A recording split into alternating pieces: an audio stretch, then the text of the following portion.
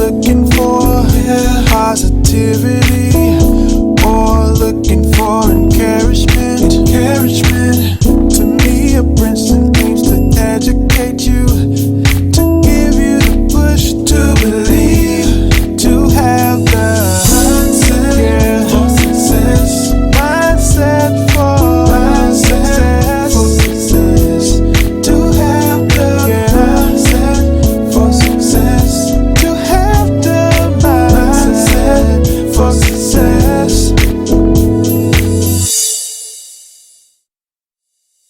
Tonight we have Manny Alicandro, and he is a senior capital markets attorney with experience in the trading and regulation of securities and cryptocurrencies.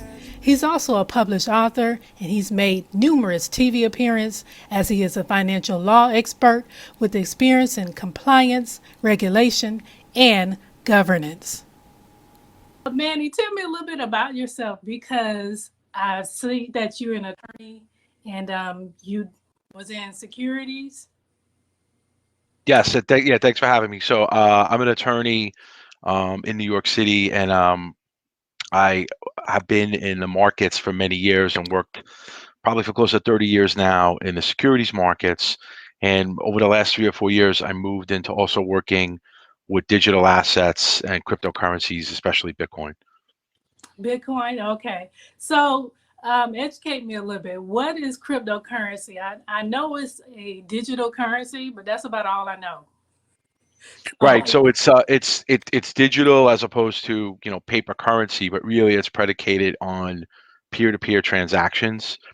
So kind of what you see right now, which is really popular in the market in terms of PayPal or Venmo or Zelle, when you could just send money directly to people without having to go through a bank.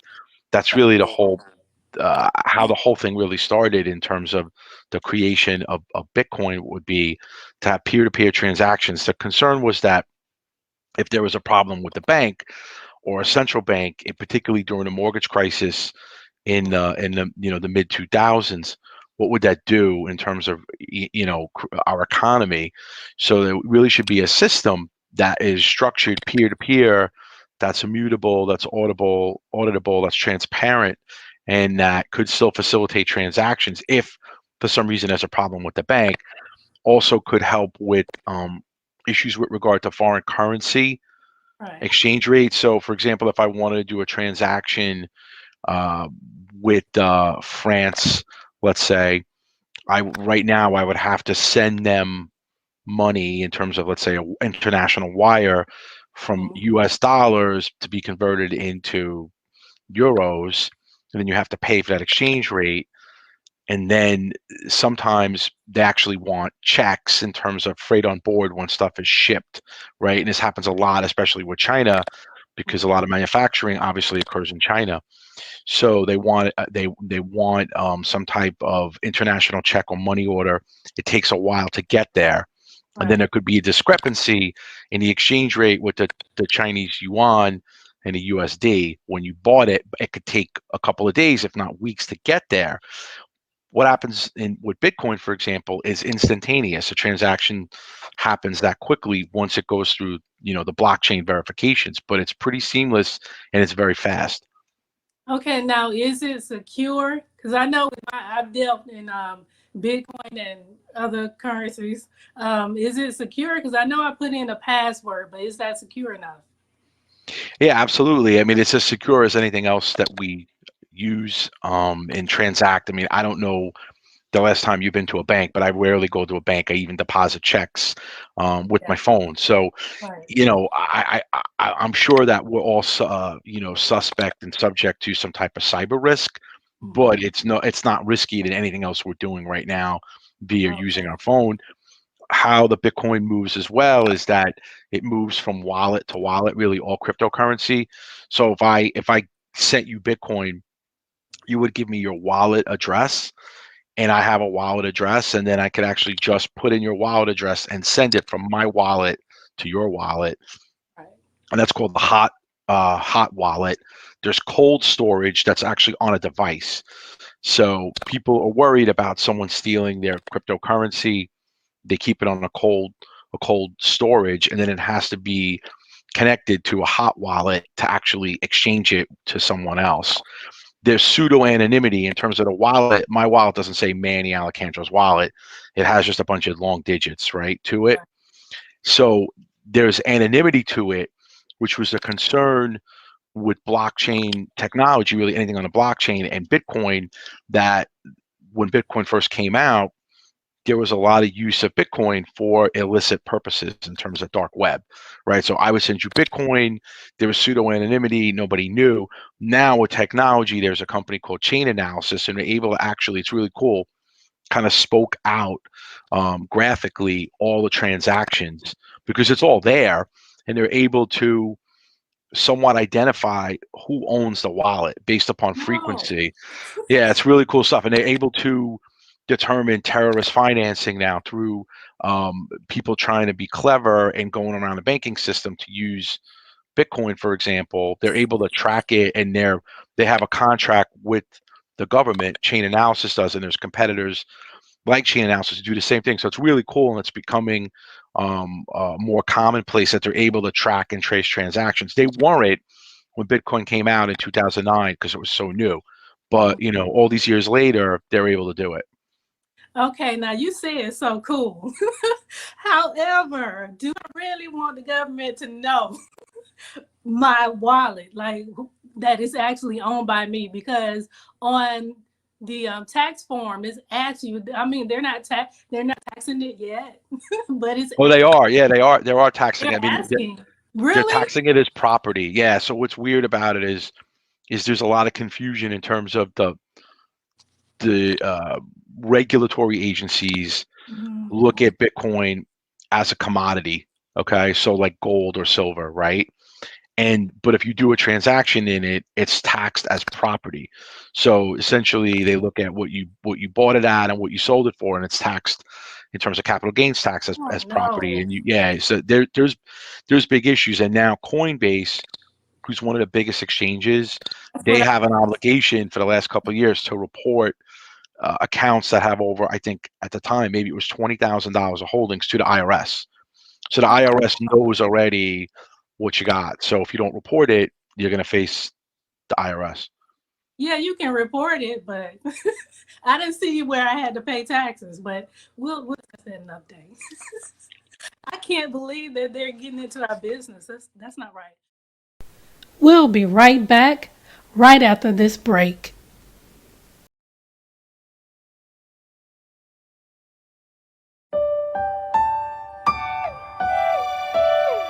Pour out your spirit.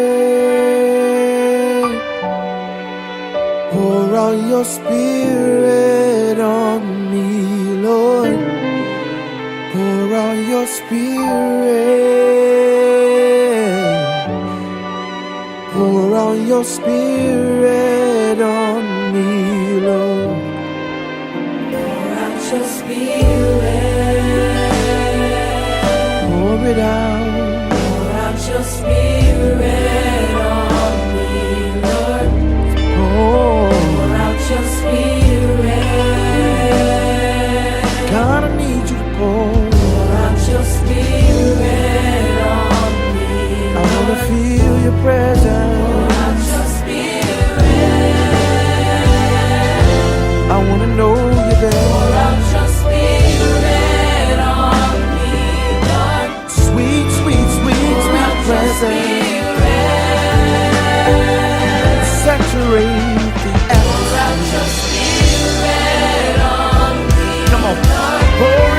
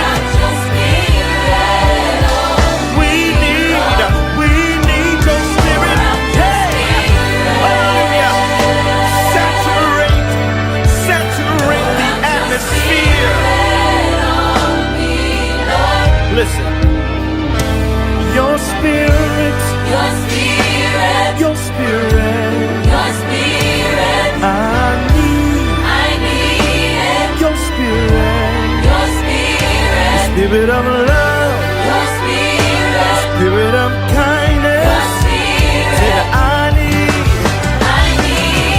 your spirit, Your spirit, your your spirit, your spirit. your spirit, Said I need it. I need it. Your spirit, Your spirit, your spirit of love, your spirit, your spirit of kindness.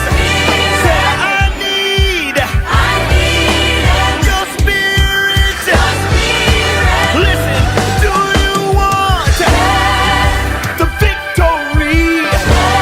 I said, do you want his healing power, his anointing that destroys every yoke? I'll say yes. Your spirit, your spirit, your spirit, your spirit. There's power in your spirit. There's healing in your spirit. Do you want to be free? I said, do you want to be free? Do you want to be healed? Say yes. You gotta decree it and declare it. Say yes. Yes.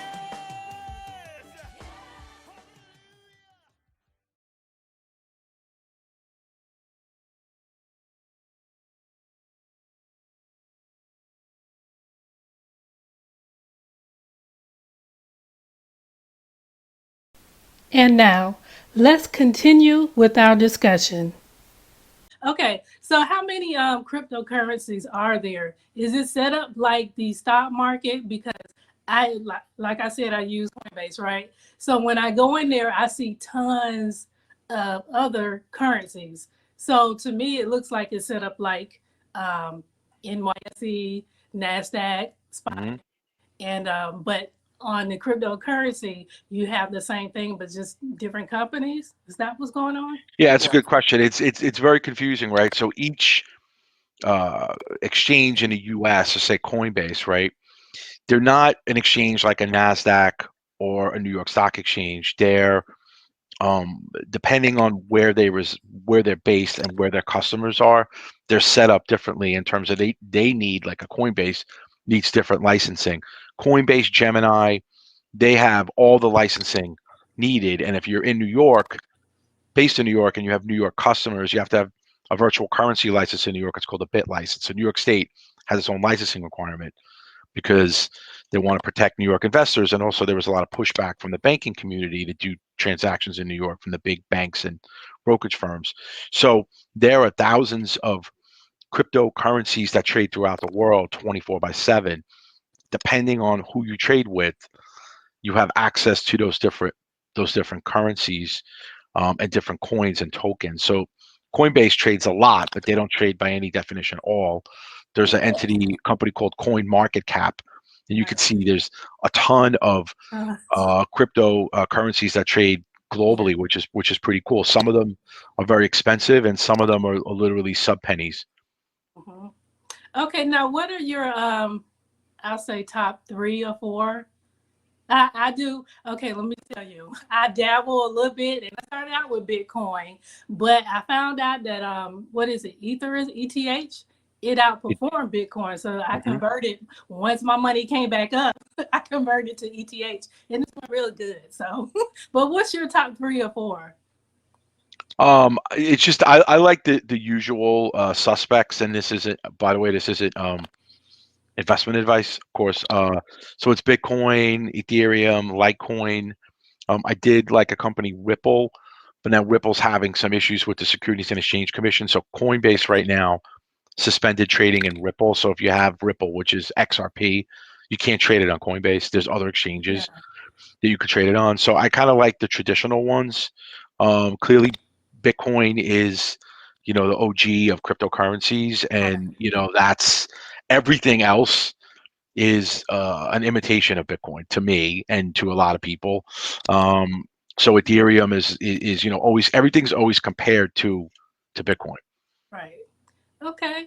Well, then tell me this. How do I buy? I know you said, well, I do Coinbase.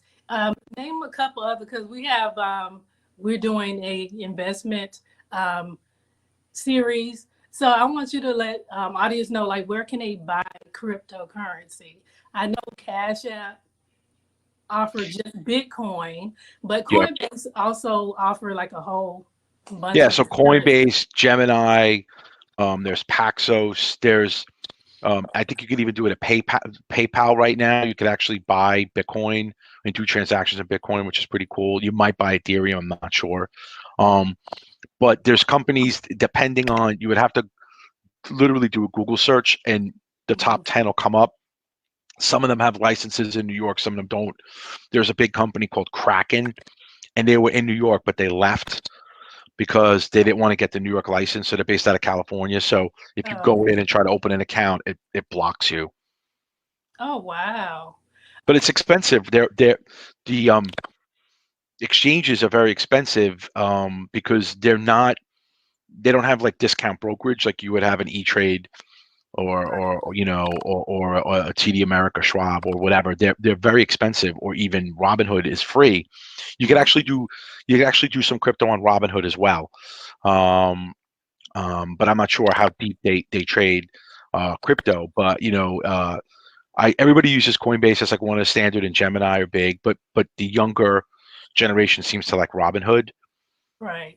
And people day trade on Robinhood, and I know a bunch of people open up accounts at Robinhood because there's some influencers that trade on Robinhood. There's some guy Dave Portnoy who's from Barstool Sports, Hmm. who's getting a lot of press recently. He created, I guess, like a fund for restaurants. Yeah, from restaurants out. Yeah. He does this thing, and my son is 20. He day trades. Dave day trades, and he does it live. And I'm pretty sure he uses Robinhood. So like he's done well because the market's been up, so it doesn't really take that much today to do well, right? There's more winners usually than losers, and all these younger kids they got into day trading, so they open up these accounts Oh, at Robinhood. It's really weird how these influences have now moved into trading, and then there was a point in time where he was trading Bitcoin, and then the younger kids got into Bitcoin as well, and then the younger generation, and then in terms of altcoins as well, meaning everything else out there. yeah. There's a coin that Elon Musk likes called Dogecoin, and it's Has he below a started it penny, and yet? so Has he started he yet? loves it. He loves it. Elon Musk tweets Wow. about it, and it goes up. Yeah. So it's amazing. And now, by comparison, you really can't do that with a stock. And I'm not sure where the Biden administration, in terms of the Securities and Exchange Commission and the Commodities Futures Trading Commission, if they're going to be more active. But in the Trump administration, people were saying, Elon Musk is tweeting Dodge, and it goes up Goes 40%. If up. he did Right. that, if he did the same thing about Tesla, he would get fined by the SEC. So, there has to be more regulation probably over some of these coins because it's No. money. Do we It's really money. want it regulated? I think we need to. I mean, I'm not a big fan of regulation. I'm a lawyer, of course, so I believe in, having a structure. I think the problem is that we just don't want people thinking that this is some type of gambling, and Right. without the structure. I mean, you don't think I don't think that I'm gambling if I buy Facebook stock. But Right. for some reason, the way the market has evolved, and like I said, these younger children are involved now, and younger generations, and these social media influencers, it's almost like you're gambling. So instead of betting on the But Green you Green can Bay watch it. Packers, I I'm, mean, I'm but it's an educated gambling though, because you can watch it when it goes down. You just buy it. I mean, you can watch the trend. So right. But you could. My point is that I don't think it's a good situation, and I don't recommend that people buy cryptocurrency in general, if they don't have the money to invest, meaning that they could lose right, it, right? I don't right. want people to think, the only way the market's going to go is up. The market could go down or sideways. So We'll be right back right after this break.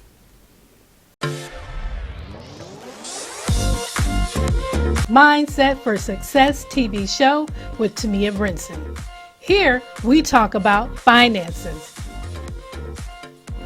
And bought Bank of America shares? Decisions, you gotta go ahead and get that budget. I use CNBC app, and I also use a stock screener. We are on Amazon Fire TV and Roku every Monday night at 9 p.m. Eastern Time. Watch on Kingdom Purpose TV.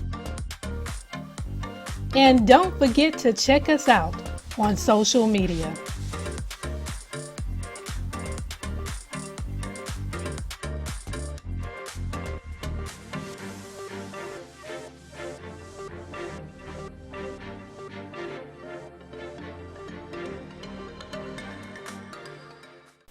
And now, let's continue with our discussion.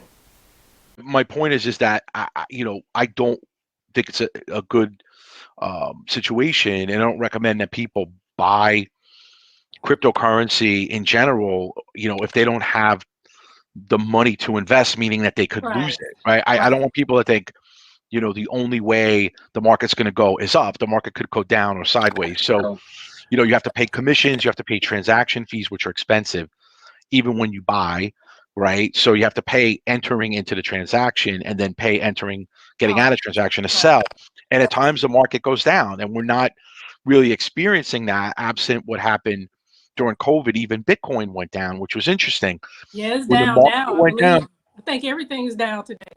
yeah, it's down, but compared to where it was 3 or 4,000, so it's 35,000 right now. Oh yeah, Okay, so yeah. it's down from, it was at 42,000. But my point is a lot of the people who are followers of Bitcoin noticed that there was a correlation between the stock market, Nasdaq, Dow Jones, and S&P, and Bitcoin. So if the stock market went up, Bitcoin will go up. And that happened a lot during the pandemic when the stock market went down dramatically, and the S&P and Nasdaq did. So too did Bitcoin. Now it was a very strong correlation. Now you're seeing a lot of activity in Bitcoin. When the market was still going down, Bitcoin would go up. So which is great, because you see it in less of a correlation, which is what we really wanted with regard to Bitcoin, because we want Bitcoin to be independent of the traditional stock market. Because if it's correlated with the regular stock market, then it's like everything else, and it's just another asset class. Right. But the people who are really behind Bitcoin, and the white paper written by Satoshi Nakamoto, is really predicated on Bitcoin being very separate, because it's supposed to be ideally decentralized. So it's not supposed to be linked to the overall stock market and the banking system. And because we don't know any better and otherwise, we always think of things in terms of what we know, which is a traditional bank or the New York Stock Exchange or NASDAQ. And by invention, Bitcoin, really was supposed to be something different. So that's what I wanted to ask you. What is Bitcoin based on? Because like you said, with the stock market, with different companies, we can follow their earnings and everything, news, developments.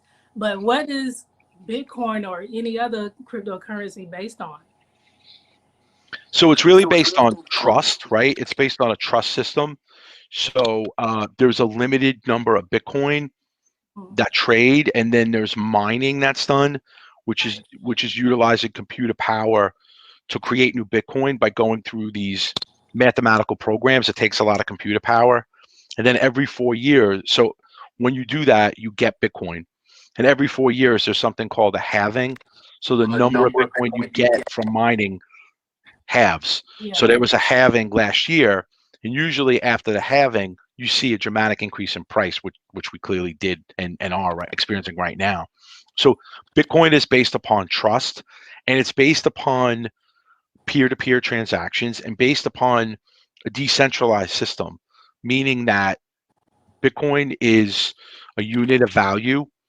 It's also viewed as, in terms of its storage capacity, and it has monetization properties in terms of it has inherent value, and people trust it because it's done on a blockchain, and a blockchain is immutable, and a blockchain is essentially a database. It's just a huge database And you could see the actual transactions done in Bitcoin, every one of them on the blockchain. It's just like I said, it's with a wallet address, so it's anonymous. It doesn't say my name, but you see every single transaction, so you can trace every person or every entity who bought a Bitcoin all the way going back from when a Bitcoin was first created. Yeah.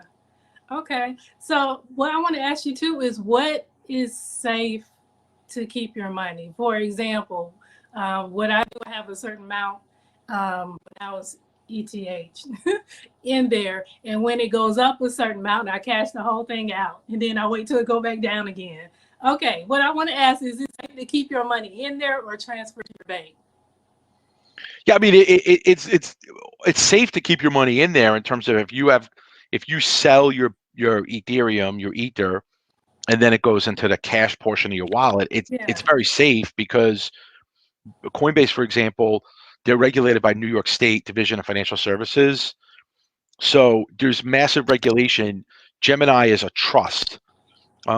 Gemini is owned by the Winklevoss twins, who you saw the movie Social Network. They're one of the founding groups of Facebook, and they took a lot of their money and invested it in Bitcoin, and they were rich to begin with, but they become multi-billionaires because of it. They created Gemini, which is a trust, which is very close to a bank. So they have severe regulations, so they have to custody your money. So I wouldn't be concerned about the money the cash that you have, or the cryptocurrency that you have at one of these exchanges that is highly regulated in the US. I would be concerned there's people who use VPNs and tap into exchanges overseas or whatever.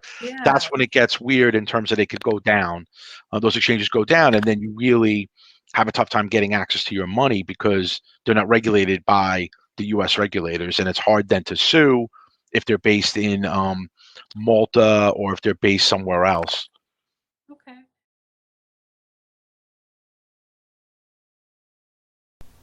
We will continue with Manny Alicandro next week.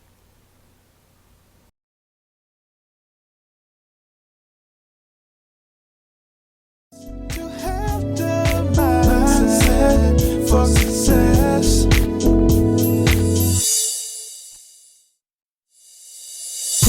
If you're looking for positivity,